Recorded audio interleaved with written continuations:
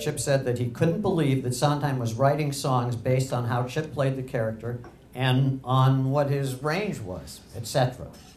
And that I was actually going to be able to sing that brilliant song on stage. His fondest memory is about when they filmed Into the Woods for PBS. The audience was filled with Sondheim fanatics who loved the show. Chip went back to his dressing room after the curtain call and noticed that it was dark, even though he'd left the light on. He opened the door and saw someone sitting there. Chip turned on the light, and Sondheim looked up at him with tears in his eyes and said, "When could it ever be this good?" All the wolves, all the lies, the false hopes, the goodbyes, the reverses. All the wondering what even worse is still in store.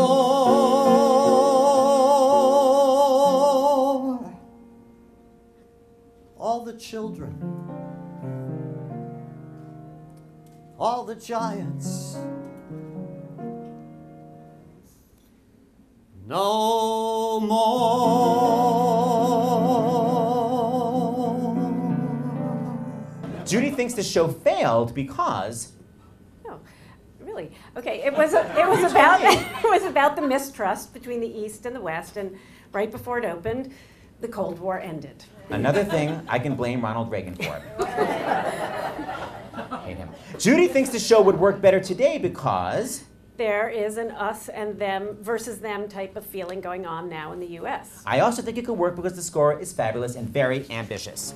Lately, although the feelings run just as deep, the promise she made has grown impossible to keep.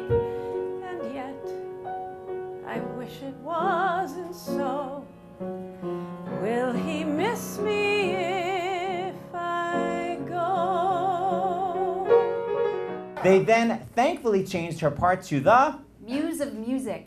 And she understudied Carrie Butler in the lead.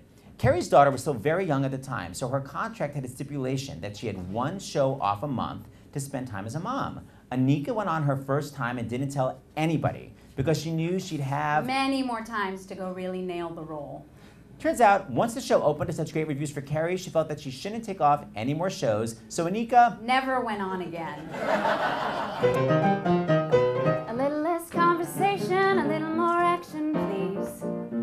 All this aggravation ain't satisfaction me. A little more bite, a little less bark, a little less fight, a little more spark. Shut your mouth and open up your heart, and baby, satisfy me. Satisfy me, baby. Kelly remembered once when she wasn't singing perfectly at a lesson, her teacher told her that she might as well quit singing and go sell yarn at JCPenney. I love the specificity. Not even like quit singing, literally. It was either yarn or ribbon. I have heard people rant and rave and bellow that we're done and we might as well be dead. But I'm only a cockeyed optimist, and I can't get it into my head. Matthew talked about being in the original workshop of Parade as Leo Frank. After the workshop, he heard the show was going to Toronto, but never got any details about when he would begin. Then he got a letter from Hal Prince that had the essence of letting him go, but didn't say it. The key line was, "Even if this doesn't work out, I'd love to work with you again."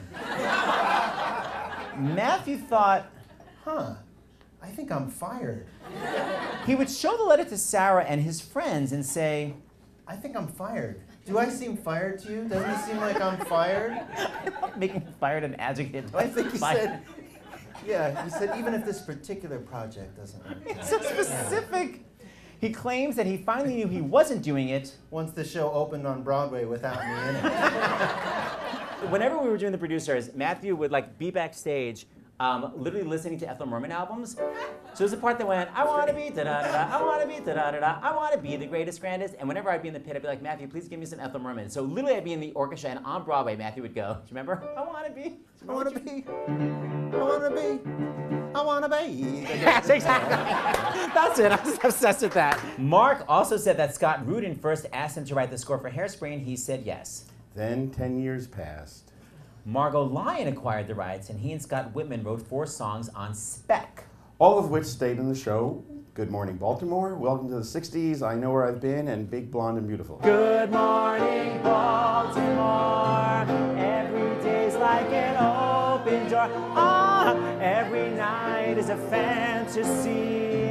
Every song's like a symphony. And I promise Baltimore. Recently, Hunter and I judged the all-male Broadway beauty pageant. During the question and answer session, Hunter asked the contestants what he called tough questions. Such as Tyne, Bernadette, or Patty? I focused solely on the latter and asked one contestant a string of Patty questions, which hit him like a machine gun. Evita or anything goes. The old neighborhood or noise is off. Life goes on, or that TV movie about Lady Bird Johnson. After each option I threw out, Hunter would nod his head and mutter, tough questions. In the background. You had to decide if you were going to be Mr. Broadway or what if it was. You I gotta want to commit. know. Commit. Pick one. Okay, so Pick your Mama Rose. We could ask significant questions. We could get important points across, like are we writing for art? And is art a springboard for fame? And will fame get us a sitcom? And will a sitcom get us on Ellen?